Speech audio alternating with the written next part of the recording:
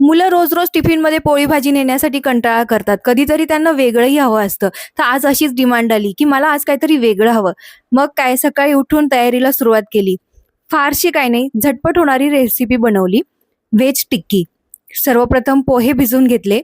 मग एका बाउलमध्ये पोहे, उकडलेला बटाटा, गाजर, थोडं पनीर किसून घेतलं. त्यामध्ये थोडंसं चीज टाकलं.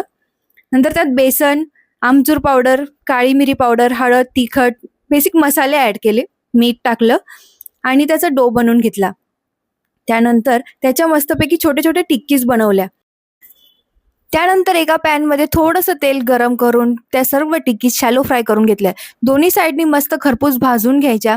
अशा प्रकारे आपल्या व्हेज टिक्कीज झटपट रेडी होतात आणि कधीतरी असा वेगळा पदार्थ बनवल्यामुळे मुलेही खुश होतात.